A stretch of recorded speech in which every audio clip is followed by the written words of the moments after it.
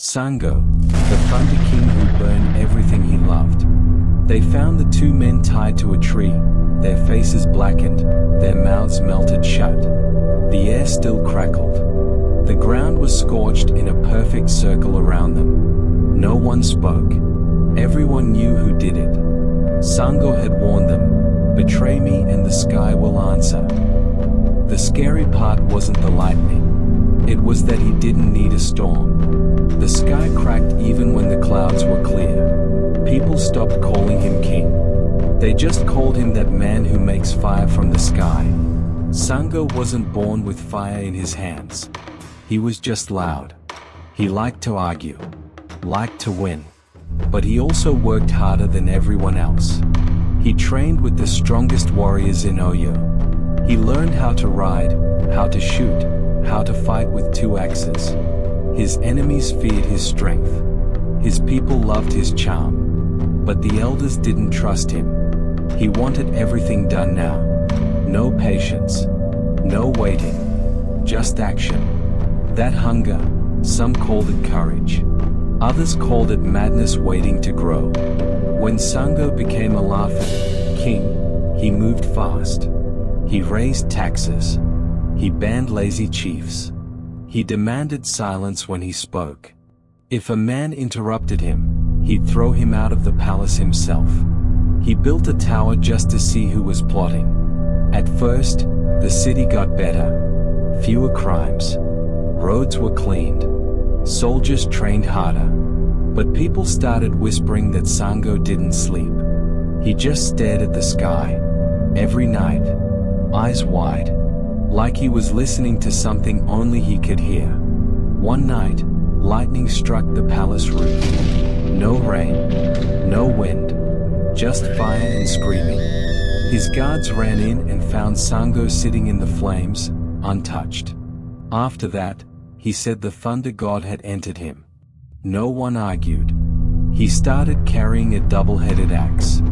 When he raised it, people covered their ears. Thunder came without warning. One day he got angry during a meeting. The floor cracked. A chief passed out. Sango didn't even blink. That's when people started calling him Kabiese, the one who cannot be questioned. He married 3 wives. Oba, Osin, and Oya. Each one strong. Each one smart. But Oya was different. She liked his fire. She made it worse. Some say she gave him the red powder that turned his spit into sparks. Others say she found a way to speak to the sky too. They laughed when storms destroyed villages. They made love while thunder shook the walls. But even Oya feared him at times. Once, during a fight, he screamed so loud her ears bled. She never raised her voice again. One day, 2 of Sango's generals, Timmy and Bonka, started acting strange. They were winning battles without orders, collecting praise, smiling too much. Sango didn't like that. He called them to the palace and said, "Prove you're loyal. Fight each other." They did. Bonka killed Timmy. But instead of praise, Sango whispered something, and lightning hit Bonka the next day. His body burned for hours. People realized, Sango didn't want loyalty. He wanted fear.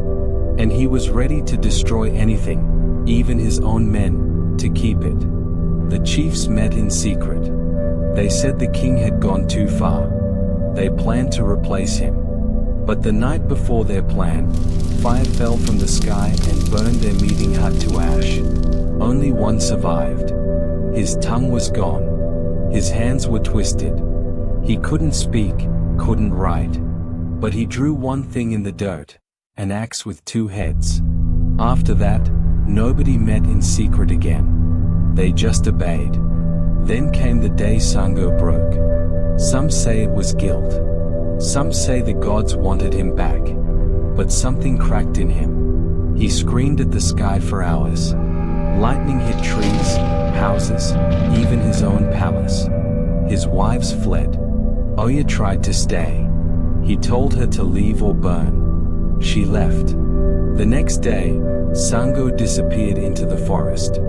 The sky stayed red for 3 days. Thunder didn't stop. Then, silence. People say he hanged himself. Others say he became lightning itself.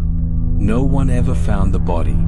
Years later, people still see fire in the sky when something bad is about to happen. Drummers say the thunder answers to his name. Children born during storms are said to have his anger. And when a king gets too proud, elders say, "Remember Sango, the man who shouted too loud for the gods to ignore." He wasn't a god. Not at first. He was a man who wanted control. Then the sky listened. And it never stopped. If you hear thunder on a clear day, don't talk. Don't look up. Just be still. Because if it's him, and he hears your voice, he might remember he was once king. And he might want his crown back.